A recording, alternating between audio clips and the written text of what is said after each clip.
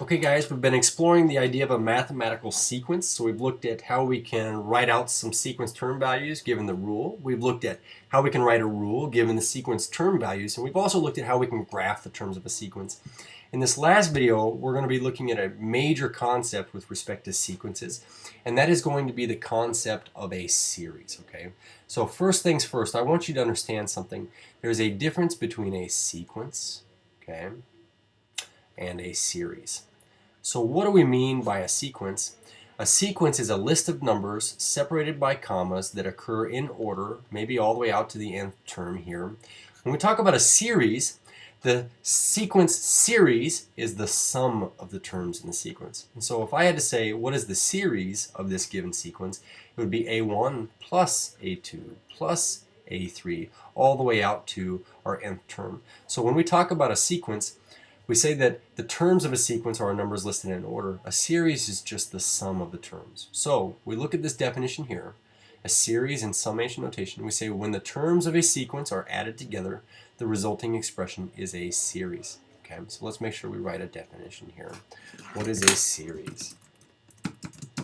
A sum of the terms in a sequence. And if you're savvy on your sum lingo, this just basically means that we're adding things together, correct? So this summation happens so often that we like to abbreviate it in shorthand.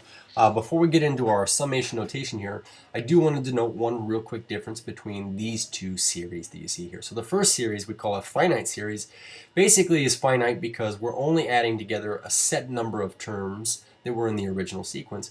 When we refer to things that are infinite series, we're talking about adding up every single term within that sequence. Okay, so talking about the difference between those two, it basically just means, do you have a last term that you're adding in, or do you add together all of the terms? We are going to now look at what we call summation notation here. And as a matter of fact, I'm going to have you give this another name here. We also refer to this as sigma notation. Okay, so anytime you hear this word notation, we're referring to a way of writing something here. And the reason why we call this summation notation or sigma notation is because we're going to be writing a certain notation that does represent this sum of this sequence right here, or this series. And you notice that it involves this really funky looking E. So you notice that I called this summation notation also sigma notation. This Greek letter right here is the capital Greek letter sigma. Okay, so we're going to make sure that we indicate this here. This is the capital Greek letter sigma. And the reason why we use sigma is because it starts with the letter S. And what else starts with the letter S? Well, this word sum. So the only reason we use sigma is to represent a sum. And we say that the summation notation works as follows. So for these two given series that you saw here, this finite and this infinite series of the same term values, you can see that 2 plus 4 plus 6 plus 8 can be written as the sum from 1 to 4 of 2i. And you'll notice that the very same series, if we allow this to be the sum of all the terms in the sequence, is the sum or sigma of starting at 1 and going to infinity of 2i. So in both of these different sums here, we're going to name the different parts here. Starting with this top one, we refer to the I here in this expression as the index. Okay, so our index of summation is I for both of these sequences, as a matter of fact. But when we talk about an index of summation, it's kind of like saying, what do we want to use as our variable letter here? You're going to notice that in this summation here, this 2i, which was a rule previously, we're going to talk about it being a rule here. We were writing the rule for these two sequences as 2 times n, or 2 times your input, or 2 times your position, gives your value. So you'll notice that we're using an I here. That's simply just because our index has an I. We're going to talk about the fact that we can use any letter for our index here. Okay.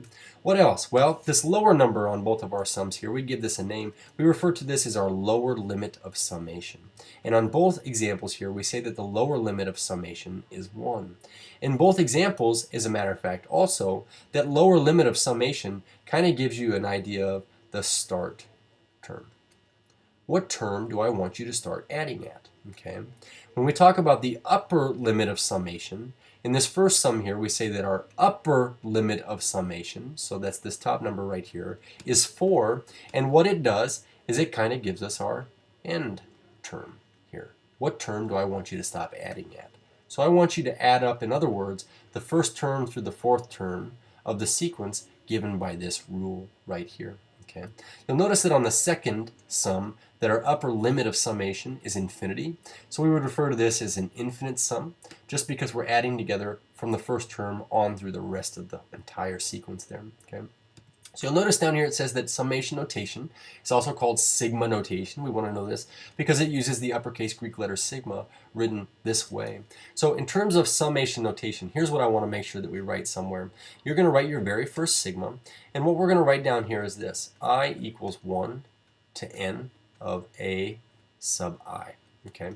And generally speaking, we're going to interpret this as meaning that we are adding together, let's put this out here, the first term plus the second term plus the third term plus the ...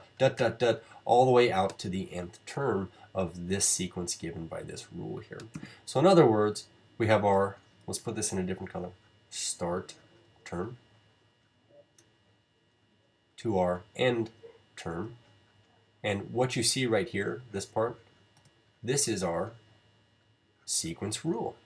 And so, generally speaking, all I would ever need to know in order to shorthand write a sum is, what term do you want me to start at? What term do you want me to stop adding at? And what's the rule that tells me the value of the terms given their initial positions? Okay. So what we're going to do is taking a look at writing certain sums here that are already given to us. So in terms of writing each series using summation or sigma notation, we're going to look at letter A first. And you'll notice that we have something that's not separated by commas, but that's separated by plus signs. That is our first indication that this represents not a sequence, but a series. Now, the fantastic fact is a series is a sum of the terms of a sequence. So there was a sequence that had the terms 25, 50, 75, all the way out to the 250th. Or 250 value term here. So in terms of writing this in summation notation, we're going to start just by writing our sigma. And the first thing that I want to make sure we do is this: choose an index. Now, good news, it doesn't matter what letter we use. So I am going to use I here. And in this case, we're going to say, what term did we start at here? Well, I'm going to go ahead and assume that 25 was our first term. So we started at our first term. Now, in terms of what do I notice is happening here, or how would I describe this pattern? I know it's going up by 25s every time. So this has to beg the question, if this is our first term, what is our last term here? So let's start counting here. 25 would be the first term. So we've got our second, third, fourth term would be 100. Fifth term is 125. Sixth term is 150. Seventh term is 175. Eighth term is 200. Ninth term is 225. This must be our 10th term here. And so what we're going to do is we're just going to make sure that we fasten a 10 on top of this. This is, a matter of fact, probably the easiest part of writing our sum, just deciding which terms you're adding together. Now, this part here, this is where our rule comes in, and this goes back to kind of a couple videos ago. Could we come up with a rule to describe what's going on here? So in terms of coming up with a rule, it's often better to write a table here, n and a sub n, but we know 1 went to 25, 2 goes to 50 here, 3 goes to 75, and 10 goes to 250 here. Could we come up with a rule that describes what is it that I'm doing to my inputs to get my outputs? And I kind of noticed that all of my outputs are 25 times bigger than my input. So the way I'm going to write this rule is that our rule for the nth term is you take 25 times whatever its position is here. 25 times its input value, or I. Notice that I didn't use n here. I had to use I because I is the index that I've chosen. I could have used an n here, but then I'd have to put an n on my 25i. It'd have to be 25n instead.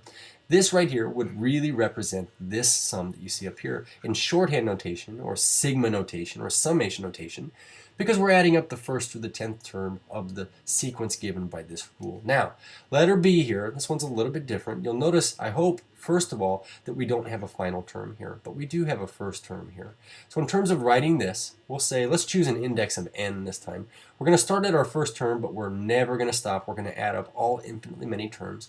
The only thing we need to decide on now is what our rule is going to be. And again, you're going to hear me say this over and over again. Best thing to do for yourself is just make a table. So we have our first, second, third, and fourth term values here, and they are respectively 1 over 2, 2 over 3, 3 over 4, and 4 over 5. And so in each possible case, what we're asking is, what is it that we're doing to n in order to get to our a sub n here? So one thing I noticed right off the bat is this. On every single possible expression, if my n value is 1, then the top is 1. If my n value is 2, my top is 2. If my n value is 3, my top is 3. That means that my rule here for the nth term, we'll write our rule, would involve taking the top of our fraction and making it the same as whatever our position is. So the top is equal to whatever position in your n. What do you notice about the bottom values compared to the top, or the denominators compared to the numerators? I notice that all of my denominators respectively are always 1 bigger than the numerator. And so if the top is the n, or the position, then our bottom is given by the rule n plus 1, or just 1 more than whatever your position was. So going back over here, write our summation notation. We would say that this is starting at our first term and never stopping, adding up the terms of the sequence given by the rule n times n plus 1. This would be our sequence or summation notation, so our sequence series. So I want you to give this a shot on these last two here, but just keep in mind that, consistently, all we really want to know is, in a series, where are you starting and where are you stopping your sum in terms of terms, and what's the rule that gives me the value of the term that's in the nth position. Cheers.